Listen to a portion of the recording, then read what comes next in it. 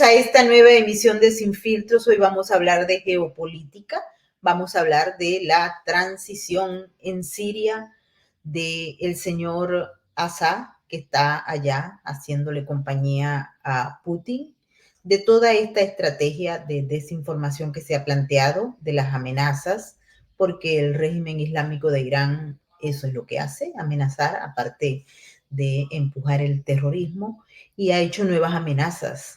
Pero también vamos a hablar de la decisión del presidente de los Estados Unidos, Joe Biden, de apoyar, de empujar y de darle la mano al nuevo gobierno que surja en Siria, que nadie sabe cómo va a ser, pero si tomamos en cuenta a los personajes y a los protagonistas que están allí al frente de ese proceso que se está viviendo allá, pues no nos queda la menor duda que es un grupo terrorista, porque no nos queda la menor duda. Vamos a ver qué es lo que se va a plantear y en paralelo vamos a observar también a los actores, esos actores que han ganado y que han perdido. Los actores, por ejemplo, como Turquía, como la Turquía de Erdogan, que por cierto es muy, muy, muy amiguito de Nicolás Maduro y de otros que están en la región latinoamericana. Están haciendo negocios, tienen mucho que perder o que ganar, pero en todo caso, en lo de Siria, todo indica que ellos ganaron. Y vamos a hablar, por supuesto, de lo que está pasando en la región y en esos modelos de transición a los que en estos momentos una buena parte de la narrativa internacional nos está llevando. Antes de darle la bienvenida al miembro de este equipo de expertos, quiero saludar a todos aquellos que hasta ahora se están uniendo a nuestras diversas plataformas. Un saludo muy especial a todos nuestros amigos de España. Bienvenidos todos. Aquí estamos trabajando para ustedes, llevándoles información sin ningún tipo de sesgos. Igualmente quiero saludar a todos los que se unen en nuestro space de X y también a través de nuestro canal de Sin Filtros y Sin Censura en YouTube y por supuesto que en Rumble. Bienvenidos todos los moderadores maravillosos que nos acompañan en esta discusión del día de hoy y un abrazo muy especial a Confesores de la Fe. Mil gracias por estar con nosotros acá y bienvenido Hugo Achá, parte de este equipo. Bienvenido. Querida MyWord, ¿cómo estás? Un verdadero placer y como siempre a tus órdenes.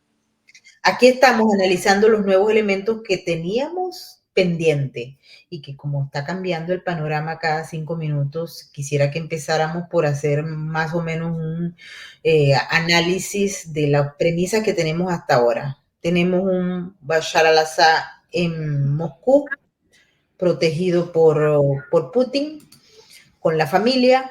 Tenemos movimientos que se están dando en Siria, amenazas de que el país se va a convertir en una especie de cuero seco, partido por todos lados, porque no hay unidad nacional, y esto hay que entenderlo. Las minorías están muchos preocupados y otros celebrando, y a todas estas China mirando el avispero, y por supuesto que salió Irán, que es uno de los que pierde en este juego, amenazando y amenazando nuevamente a Israel y a los Estados Unidos, y en paralelo pues ya le echamos un ojo a Estados Unidos, pero cuéntame tu posición al respecto a esta hora. Querida MyWord, más allá de la retórica, la posición más coherente no hay que buscarla demasiado. El discurso del señor Netanyahu creo que debería ser una guía. Un contenido diplomático en la forma, pero muy pragmático en el fondo. Entre el señor Bashar al-Assad y una dictadura sanguinaria, arbitraria, violenta, violadora de derechos humanos, de todas las garantías civiles y políticas que una persona se puede imaginar, y un conglomerado de grupos terroristas, que venga el diablo y escoja. Creo que hay una actitud que ya no sé si llamarle ingenuidad, porque raya en la estulticia esto de saludar el cambio. Bashar al-Assad es malísimo. A ver, esto no es una defensa de Bashar al-Assad. Esto no es esa idea estúpida de suma cero, de que tenemos que tener necesariamente un dictador sanguinario de un lado y del otro lado un conjunto, reitero, de grupos terroristas y no hay nada más que elegir. Netanyahu dijo claramente, hay una oportunidad muy pequeña, ¿cierto? Hay una oportunidad para el pueblo sirio, la hay. Desgraciadamente, ignorar que Tahrir al-Sham, que antes era al-Nusra, que era parte de Al-Qaeda, que fue parte de la insurgencia en Irak, y su líder al-Holani, quien está en la lista de los terroristas más peligrosos de Estados Unidos, de la Unión Europea, de las propias Naciones Unidas, es ignorar la realidad, ¿no es cierto? Entonces, en este aspecto, ¿qué hace Israel? Saluda ese hecho porque hay una posibilidad mínima, pero al mismo tiempo se cura en salud. Ordena a sus unidades de paracaidistas que ocupen ciertas áreas sensibles, sobre todo instalaciones militares en lo que se denominaba el buffer zone, que avancen sobre Quneitra y los altos del Golán y se aseguren de que no caiga más material militar en poder de los terroristas. Porque, otra vez, eh, me sorprende la celeridad con la que ciertas cadenas occidentales han ido siempre enviando. Esto es muy curioso, es un patrón que ya vi antes. Maybord, esta película ya la vimos, ¿no? Te mandan corresponsales femeninas que con una mantilla sobre los hombros, ¿no? O un chador, una kefilla, tratan de jugar un rol, ¿no es cierto? Y te sientan frente a un al-Jolani que te dice que él sí es terrorista, pero hoy no, porque hay que entender el contexto histórico. Que él ha tenido ciertos métodos, pero hoy no, porque todo lo malo fue el régimen. De nuevo, ¿de qué queremos hablar? ¿Narcotráfico? Bashar al-Assad lo hacía. Traficaba captagón, traficaba drogas sintéticas. El conjunto, el conglomerado de organizaciones bajo la bandera de Tahrir al-Sham trafica cocaína, trafica heroína. O sea, ¿de qué estamos hablando? Uno persiguió a sus oponentes políticos, los otros decapitan cristianos, persiguen yazidis. O sea, hay que ver las cosas donde están. ¿Qué se puede sacar en positivo hacia nuestra realidad? Lo conversaba con individuos muy relevantes de la comunidad cubanoamericana. Esto te demuestra que una dictadura de 60 años cae en una semana. ¿Por qué? Porque en el fondo no tiene una raigambre objetiva que haga que un pueblo se sacrifique por ellos. No hay aquellas fuerzas armadas bajo el tema de un partido que van a trincherarse y a morir en la defensa cual si se tratara de Horacio Coglite. No, de ninguna manera. Caen. La gran pregunta es, ¿y la transición?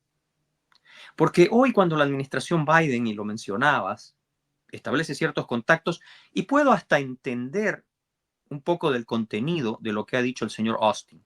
Puedo entender de que se quiere asegurar que el arsenal de armas químicas de Bashar al-Assad no caiga en manos equivocadas, pero hay algo en todo esto, querida Maybord, que me recuerda de manera trágica los sucesos de la primavera árabe, cuando nos quisieron vender que se trataba de protestas legítimas motivadas por un video que ridiculizaba al profeta. Aquí a mis espaldas está el libro 13 horas en Benghazi. Esa estupidez le costó la vida a un embajador norteamericano. Costó la vida a ciudadanos norteamericanos. Ciudadanos norteamericanos que tenían en bases como Aviano a activos que pudieron haberlos defendido, que tenían a grupos de batalla de la naval de los Estados Unidos que pudieron haberlos ayudado, que tenían orbitando sobre aquel ya hoy día tristemente célebre complejo en Benghazi a drones que transmitían en tiempo real lo que sucedía a la Casa Blanca. Hay que ser muy cuidadoso en los pasos que se dan. Porque ¿qué pasó antes? Y tú lo sabes, querida Maybor, tú sabes que yo estuve monitoreando el tema de la que ahora se denomina la Primera Guerra Civil Siria. Y tú y yo discutimos algunos hechos, discutimos cómo entre la masa de refugiados había muy pocas mujeres, casi ningún cristiano, menos yazidis. O sea, los más vulnerables, los que deberían estar huyendo, no eran los que entraban en un flujo constante a Europa. Hombres jóvenes en edad militar, encuadrados, con imán presentes en los denominados campos de refugiados. ¿Y dónde querían ir? Querían ir a Alemania, querían ir a Suecia. No querían ir a Polonia o a los países del Báltico. Querían cosechar los beneficios de la bonomía, de esa generosidad, del asistencialismo de los países nombrados para regresar y enrolarse en las filas o de Al-Qaeda o de ISIS. Porque aunque te quieran vender este tema de que Sí, pero ellos contienen a ISIS.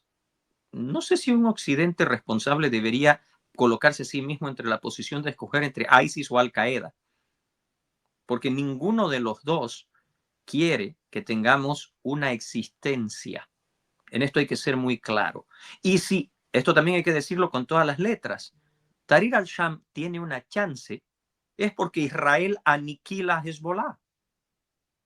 Y la punta de lanza del ejército de Bashar al-Assad, junto con la aviación rusa y algunas unidades de élite de los Spetsnaz, eran los cuadros de mejor entrenamiento de Hezbollah. Cuando Israel los aniquila, Tahrir al-Sham tiene la posibilidad, la apertura de lanzar su ofensiva. Ese es el escenario, querida Mayward.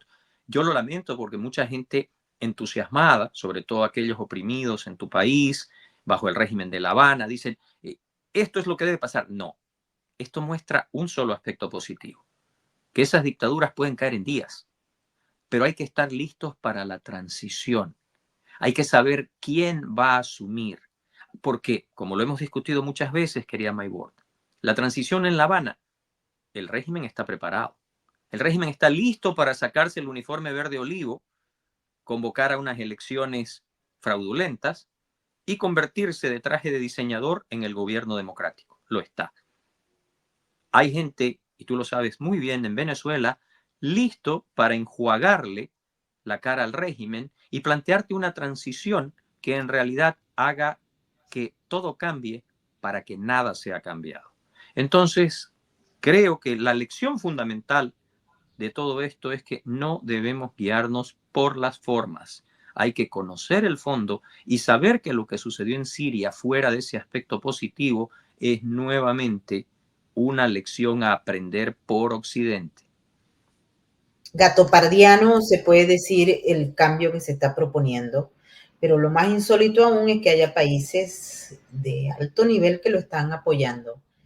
Quiero que reflexionemos sobre el rol de Rusia, cómo ellos preparan todo esto y cómo están manejando con maestría la desinformación. Y hoy en día hay mucha gente que prácticamente está apostando públicamente que Putin ya cayó y que el régimen se murió, debilitado, con falsos diagnósticos que le permiten a este tipo de regímenes avanzar varios pasos hacia adelante. ¿Tu opinión? Bueno, primero hay una cuestión del mito desde adentro, que probablemente le guste a la gente que está construyendo la retórica de la Rusia débil, ¿no es cierto? La Unión Soviética educaba a sus jóvenes en la idea de que jamás, jamás la Santa Madre Rusia había sido derrotada, ¿no es cierto? Jamás había sucedido la debacle de la Primera Guerra Mundial, se ignoraba el hecho que de los aliados, el único país que fue derrotado por la Alemania imperial y por el imperio austrohúngaro de los grandes beligerantes fue justamente Rusia, que tiene que firmar un armisticio en Brest-Litovsk. A raíz de eso se da la revolución bolchevique.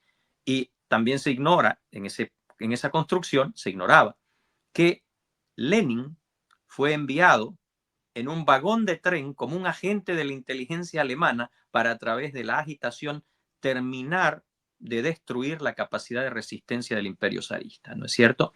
También no te enseñaban que bajo el mando de Rodzhevensky, la escuadra imperial rusa fue aniquilada en la batalla de Tsushima durante la guerra ruso-japonesa que terminó con la vergonzosa rendición de Port Arthur. O sea, los mitos que se construyen. Ese mito ha caído en Siria. ¿Por qué? Porque Rusia tiene todas las patas del imperio heredero de la Unión Soviética y del imperio zarista, la Federación de Vladimir Putin, metidas en Ucrania. Una Ucrania que, aunque esté en este momento en dificultades, aunque Rusia esté avanzando a un costo humano enorme, ha obligado a la Federación Rusa a comprometer buena parte de sus recursos convencionales. Entonces pasó lo de la proverbial cobija, querida Maybord. O te tapas la cara o te tapas los pies, pero no puedes estar en dos lugares a la vez. Esto no fue, en esto también me sorprende cómo la propia prensa, la gran prensa norteamericana, empezó a trazar paralelos entre la retirada de Afganistán, la retirada de Irak, la retirada del sudeste asiático. No, Estados Unidos en estos tres procesos se derrota a sí mismo, porque nunca perdió en el campo de batalla, tenía los recursos materiales y estratégicos, pero no tenía la voluntad o la claridad política. En el caso de Rusia es una cuestión material. Putin no abandonó Siria. Putin no tiene los recursos para estar en Georgia, para amagar Moldova, para amenazar a los países del Báltico y para operar en Ucrania y al mismo tiempo sostener Siria. Fue una cuestión de prioridades. Otra vez, una lección en positivo. Está claro de que no va a venir a auxiliar ni a Maduro, ni a Ortega, ni a la dictadura castrista en La Habana. Quedó clarísimo. Porque no le alcanza, no porque no lo quiera. El otro lado, esto no significa que Rusia esté derrotada. Está prevaleciendo, como ya dije, en Ucrania. Está más que nunca activa en Europa. Está claramente consolidada como amenaza porque ha incorporado dentro de su arsenal a el crimen transnacional organizado y la logística de la actividad ilícita.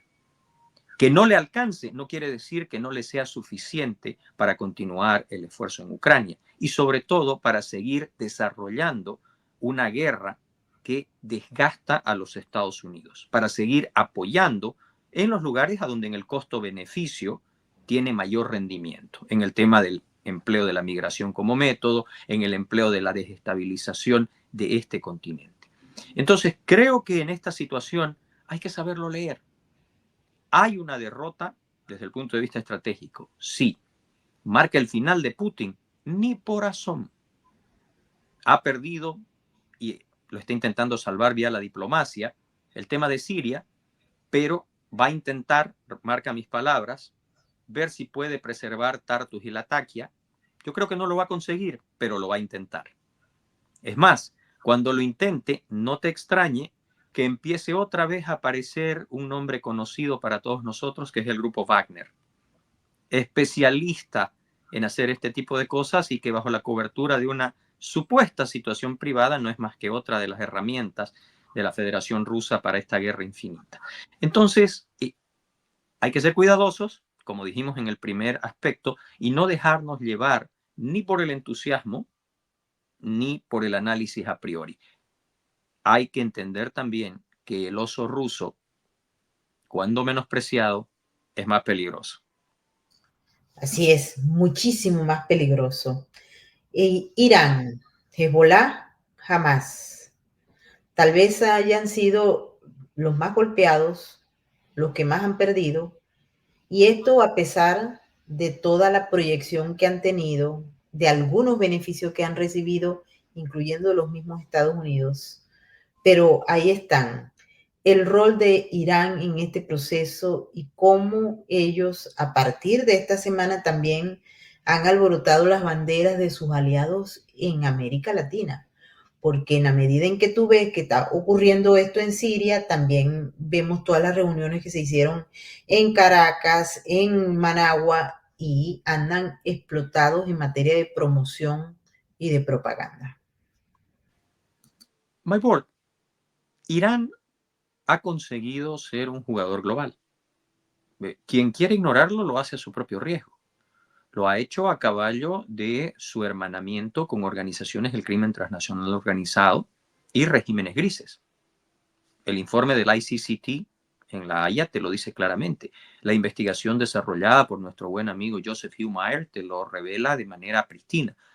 Y otra vez, dejarte llevar por el entusiasmo te puede inducir a error. Probablemente uno de los actores más peligrosos en nuestra región, yo te diría que junto con China, junto con Rusia, de lo más peligroso que hay hoy día en este hemisferio, que se abandonó estratégicamente por los Estados Unidos. ¿No es cierto? El famoso abandono benevolente. Bueno, ese abandono benevolente, porque en teoría esta era una zona de paz, complejo heredado, y ojo, estoy usando la palabra complejo deliberadamente. Fue un concepto insertado que ocasionó un complejo invencible en el Departamento de Estado norteamericano. Zona de paz. Una zona de paz donde tenías algunas de las guerrillas más sangrientas del mundo, donde tenías algunos de los grupos criminales más violentos del mundo, a donde muchos de ellos trascendieron de su condición de organización criminal a organizaciones híbridas con capacidad de acción social, movilización y acción política formal, que pudieron ponerte gobiernos a través de la logística financiera en países más que relevantes, Argentina, Brasil, o te pudieron desestabilizar democracias que eran ejemplos, el caso de Chile, ¿no es cierto? Entonces, Irán es un actor de esa naturaleza. Si lo ignoras a tu riesgo. El caso más duro, el que tuvo que aprender Israel, porque investigadores, en los cuales nos contamos tú y yo, intentamos repetidamente advertir el tema de cómo la logística financiera generada a partir de la actividad ilegal en este hemisferio le daba a los proxies de Irán capacidades nunca antes vistas. El resultado, el 7 de octubre. Entonces, ojo, que las victorias conseguidas por Israel no deben nublar las reuniones que se dieron en Paraguay, donde la jefatura del Shin Bet fue justamente a reconocer este hecho.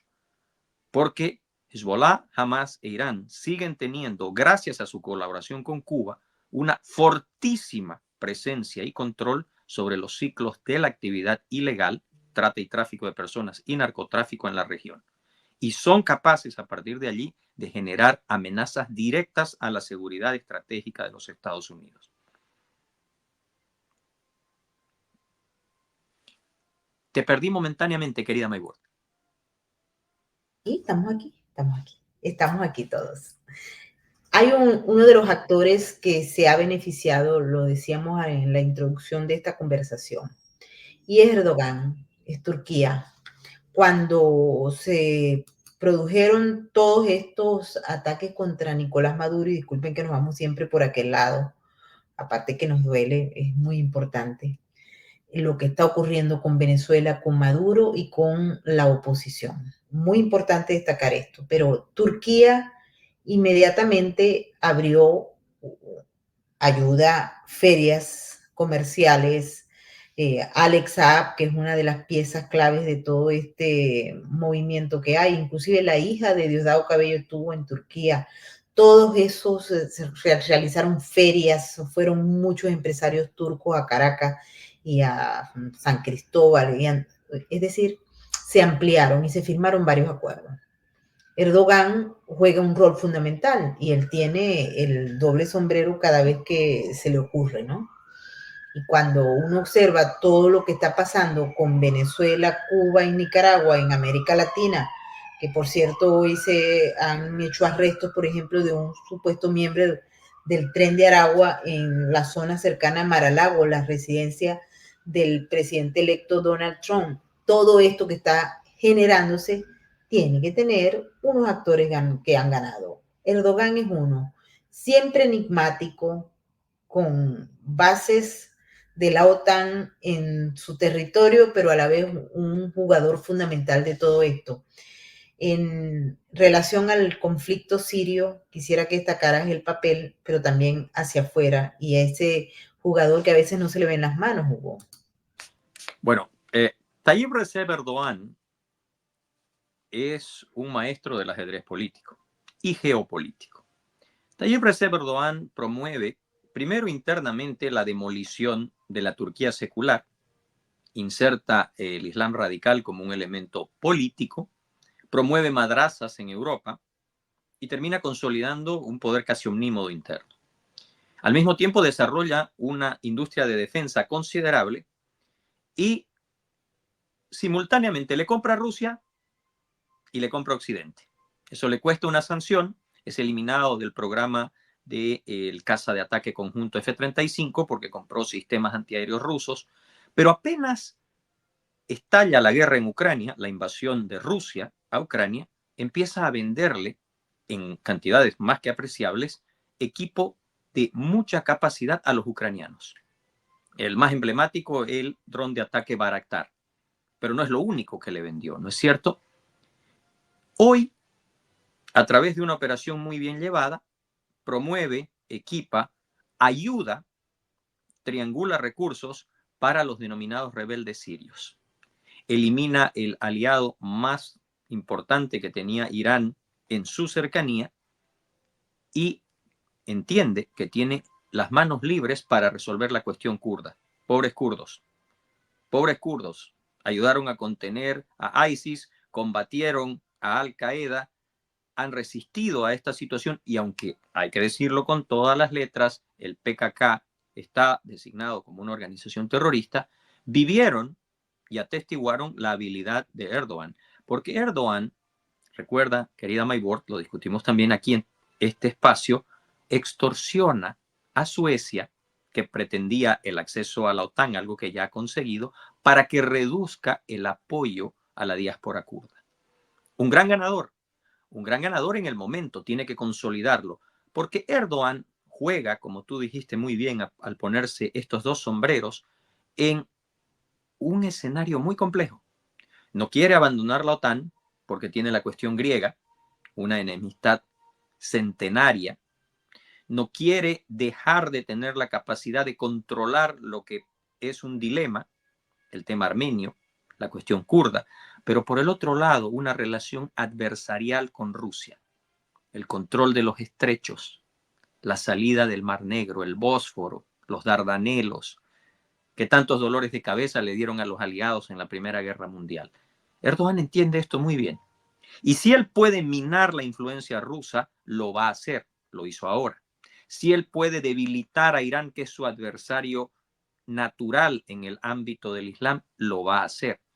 Pero si vamos a ignorar que al mismo tiempo él te promueve organizaciones terroristas, que él al otro lado del mundo está muy cómodo interactuando con Nicolás Maduro, que no se siente mal colaborando con los servicios de inteligencia cubanos, que trabaja en contra de Occidente cuando le es conveniente, te marca a un líder, no en positivo, pero un líder al fin y al cabo, de capacidades que son admirables en sus resultados.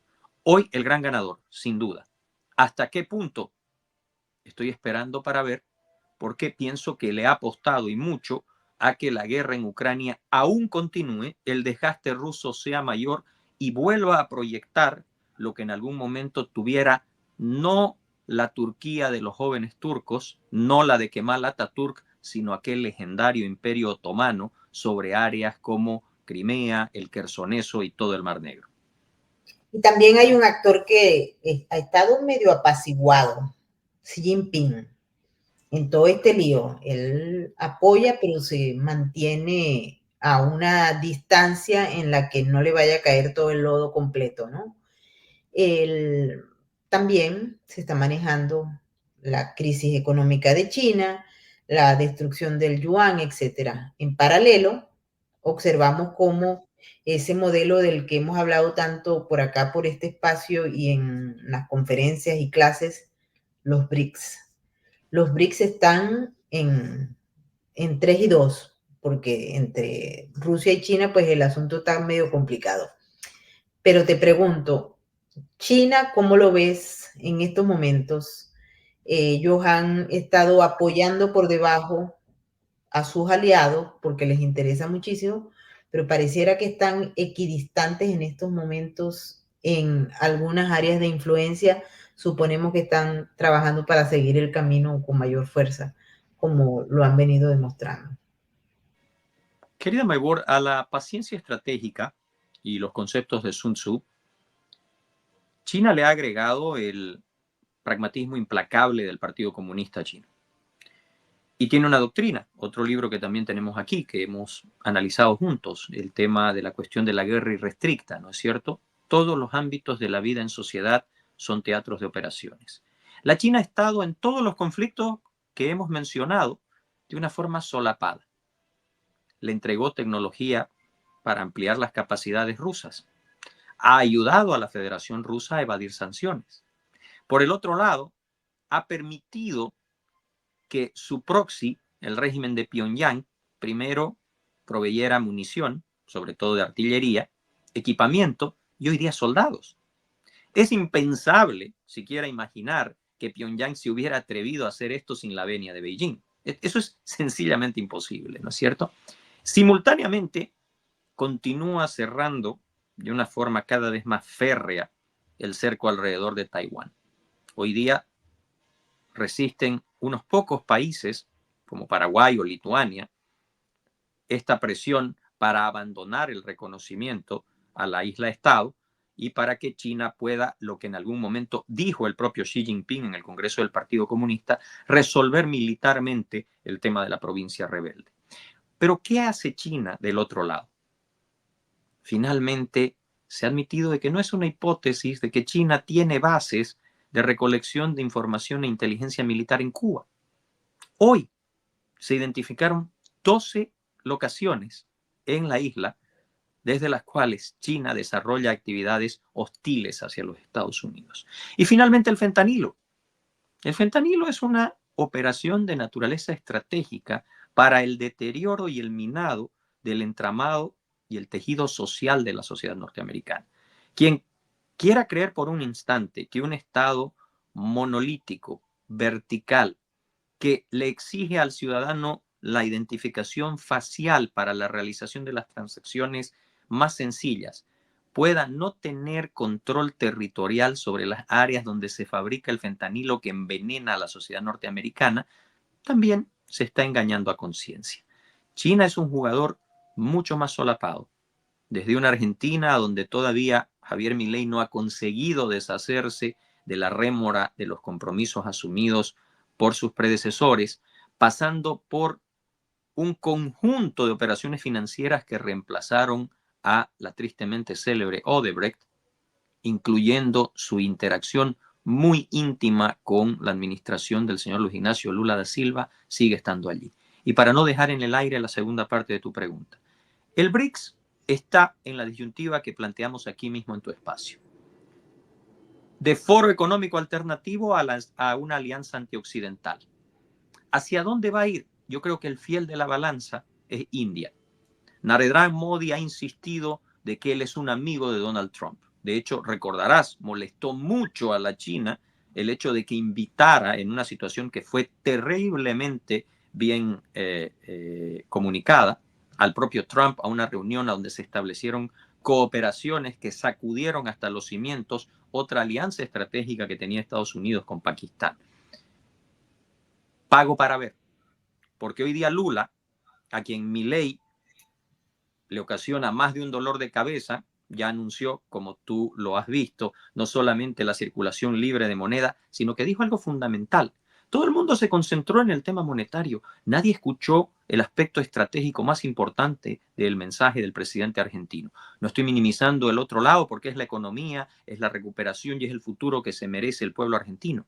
Pero dijo que está trabajando en la consolidación de un tratado de libre comercio con los Estados Unidos. Y para ello, como tú sabes, el próximo año necesita o una excepción del Mercosur o abandonar el Mercosur.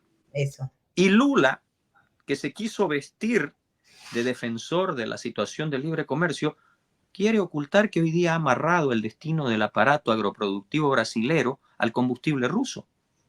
O sea, ojo, que todavía escucharemos mucho de esta sigla hasta que, reitero, hacia dónde se mueve el fiel de la balanza que representa la India, te diga si sigue esta existencia de foro económico alternativo o se transforma en una alianza antioccidental.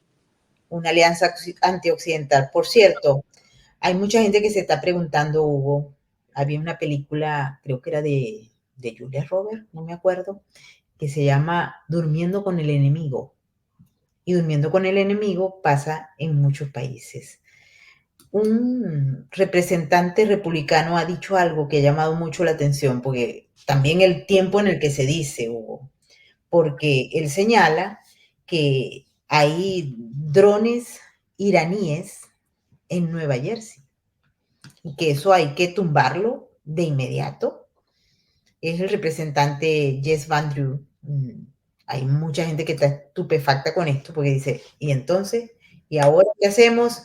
Si esto es verdad, de acuerdo a las informaciones que él tiene, que son fuentes confidenciales, es así. Eso lo ha dicho él hoy en una de las televisoras más importantes de los Estados Unidos y por supuesto que ha levantado polvo. ¿Qué crees tú de esto? A ver, cuando tratamos hace unos minutos el tema de Irán, hemos dicho que Irán es un jugador global. Tú debes recordar que en algún momento, 2 ocasiones, fuerzas navales de la República Islámica de Irán estuvieron en nuestro hemisferio. Y dos elementos fueron evidentes: la presencia de lanchas rápidas dentro de una doctrina que ha sido adoptada por la Marina de la República Bolivariana de Venezuela, y los drones. Drones que, por cierto, aquí es bueno acudir a los archivos, drones que se le vendieron a países como Bolivia, Venezuela, Cuba, Nicaragua, drones que tienen ya hoy día un rol en la guerra de Ucrania.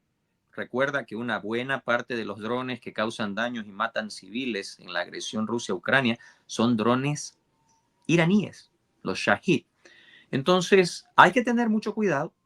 Me parece que este congresista ha hecho una afirmación muy seria, inclusive mencionó el hecho de que las Fuerzas Armadas de los Estados Unidos ya están en conocimiento, sin duda de que de confirmarse claramente deberían ser derribados y neutralizados, pero te hablan de una estrategia global. No es una cuestión mínima o eventual. Irán ha deliberadamente colocado estos activos por todo el mundo siguiendo este concepto estratégico de ampliar y consolidar su presencia como un jugador de alcance mundial.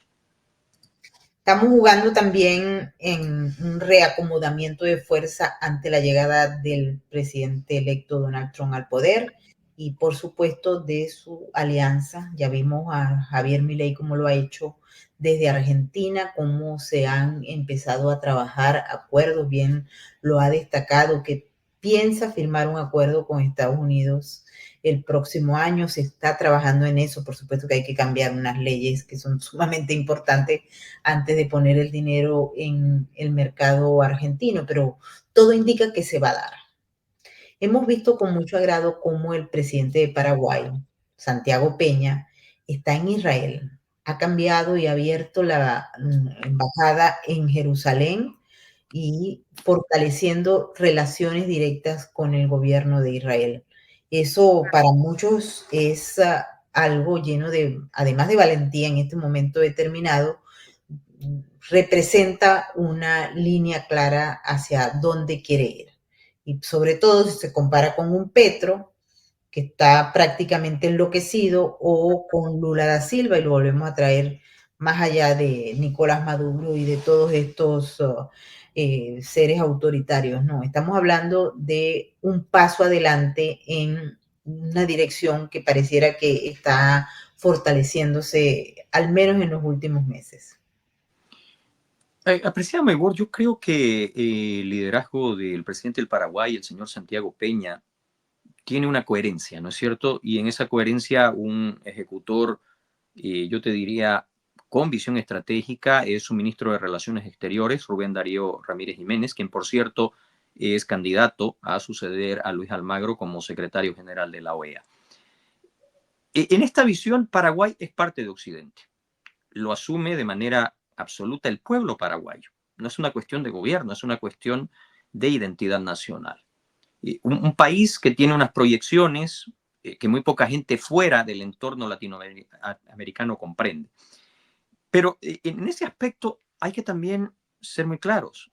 Paraguay ha sufrido en los últimos tiempos una serie de situaciones anómalas debido a su resistencia a adaptarse a la tendencia de, entre comillas, corrección política que viene sobre todo desde los Estados Unidos. El último ejemplo, y tú lo sabes, fue una nota en el Washington Post a donde se afirmó con todas las letras de que Paraguay abandonaba la cooperación antinarcóticos con los Estados Unidos. Esto es falso. Y yo me pregunto si el Washington Post, por una cuestión de responsabilidad, primero profesional y periodística, y luego de ética institucional, corregirá lo que fue una nota de destaque en su edición impresa. ¿Por qué te digo esto? El gobierno del Paraguay, en su doctrina de defensa, expresa que el narcotráfico es una amenaza esencial a su seguridad estratégica y le plantea a los Estados Unidos la ampliación de la cooperación, el incremento de la inversión nacional en las capacidades y la creación de capacidades mixtas entre sus Fuerzas Armadas y sus agencias policiales. Para hacerlo, retira la exclusividad en el rol de la cooperación de una agencia que se llama la CENAT, que se absorbe dentro de la estructura descrita, y vuelvo a reiterar, fortalece las capacidades de un país que, por cierto, entre otras cosas, acaba de comprar aeronaves de combate para lograr un mejor control de su frontera norte. Y sin embargo, ante la opinión pública norteamericana, uno de los medios de mayor influencia de Legacy Media se manda este artículo donde te dice que básicamente el Paraguay abandona la cooperación. Y no es correcto. Hace parte de este otro lado de la moneda, a donde Paraguay, tal vez a una escala menor, pero no menos relevante, sufre el mismo tipo de tratamiento que sufriera el señor Javier Milei. Creo que la actitud del presidente Peña, de su administración, de su cancillería, al reconocer una situación de jure, porque de hecho admite muy poca discusión, y el traslado de su embajada a Jerusalén, más allá de ser coherente, más allá, creo yo, de consolidar los lazos de amistad entre Israel y el Paraguay, más allá de ser uno de 6 países que tiene la valentía de reconocer este hecho y de respaldar a la única democracia de la región, me quedó un tema que es muy relevante para esto y permíteme regresar a tu primera pregunta, porque a diferencia de los otros países de la región, que son colchas de retazos dibujadas por poderes coloniales, Italia, Francia, la Gran Bretaña, Israel es una democracia consolidada, a donde judíos, árabes, drusos y cristianos viven bajo el paraguas de una constitución y un sistema de leyes, con pesos y contrapesos en un parlamento a donde todos los grupos mencionados tienen representación. Entonces, creo que el Paraguay hace bien, creo que fortalece una situación, creo que las capacidades israelíes, la inversión que generalmente sigue al endoso de la comunidad israelí, no solo desde el propio Israel, sino desde el mundo entero, pueden ser de gran beneficio por el potencial del Paraguay, pero hay que aplaudirlo. Maybord, la coherencia, no importa de dónde venga, merece el aplauso y el respaldo. Y si hay algo que creo es un fruto de esta situación, es el que si un país, voy a usar las comillas de forma muy generosa porque yo tengo un gran aprecio por el Paraguay, por el presidente Peña en lo personal y por tantos amigos en ese país que siempre me ha tratado maravillosamente, el Paraguay merece el reconocimiento porque cuando a veces algunas personas hablan de un pequeño país, se olvidan de que estos gestos, como recordarás en algún momento lo tuviera otro, entre comillas, país pequeño como es Lituania, te van marcando el compás moral de lo que se debe hacer para reconducir este mundo hacia una posición más coherente, hacia, lo dije en una entrevista con nuestros amigos de Mundo Libre, querida Maybor, quién sabe, una reestructuración del sistema internacional, una reingeniería de las Naciones Unidas o aquella propuesta de Milei a Meloni, a Trump, quién sabe a Santi Peña, quién sabe a líderes en Israel, de ver cómo reinventar a la comunidad internacional para hacer de este mundo un mundo más libre, más democrático, más protector de los derechos humanos y las libertades civiles y políticas.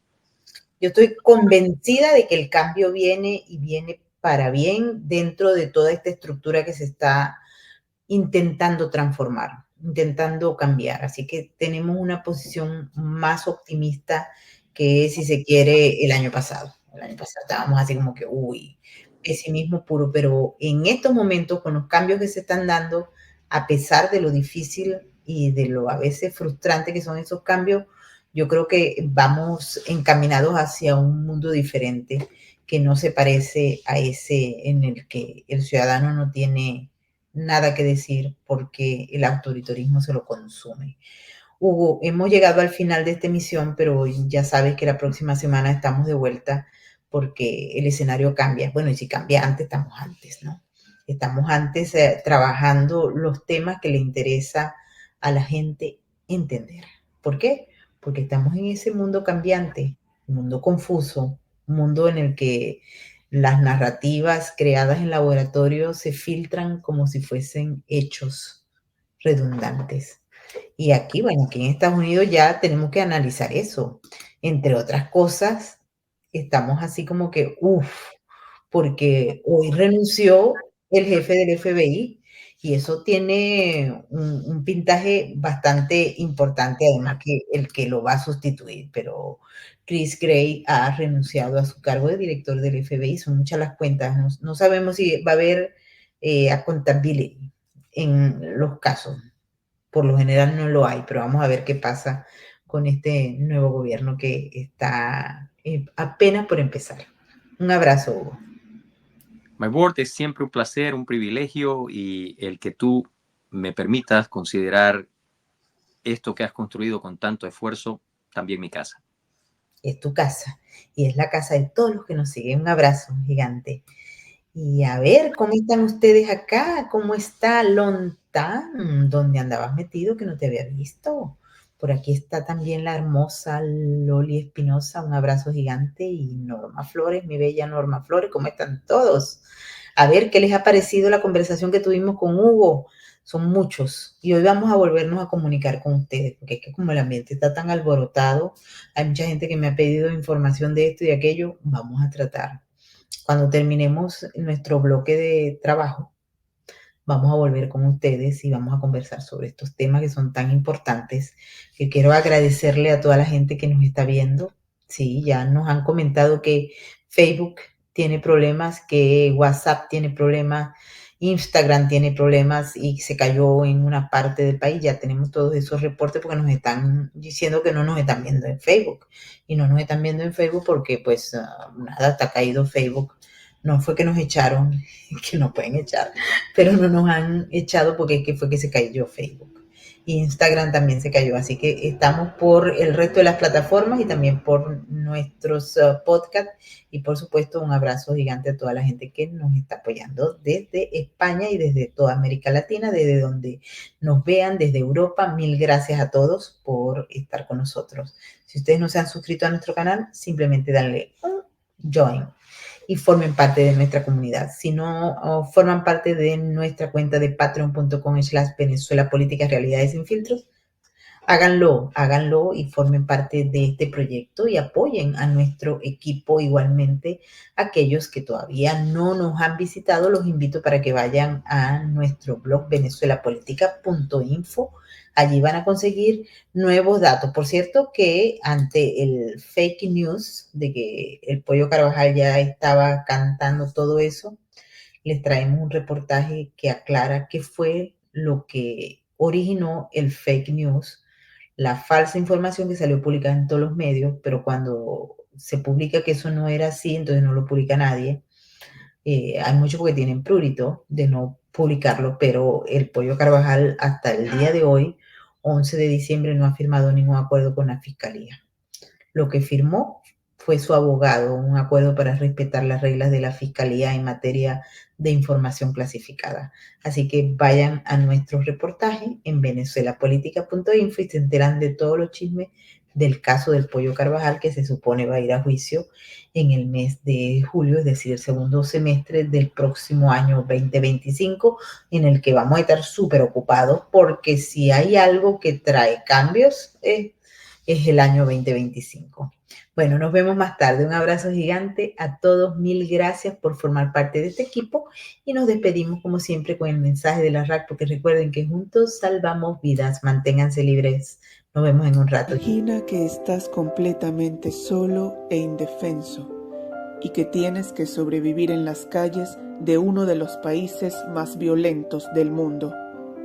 Imagina que no puedes hablar, que tienes 4 días sin comer, que tienes sed y no encuentras agua, que te golpean mientras intentas dormir y que eres invisible para quien puede ayudarte. Ahora sabes lo que siente un animal abandonado. La Red de Apoyo Canino trabaja desde hace 15 años para cambiar esta realidad. Gracias a sus programas, miles tienen hoy una familia. La calle no es hogar. Conócenos, síguenos, únete a la RAC. Juntos salvamos vidas.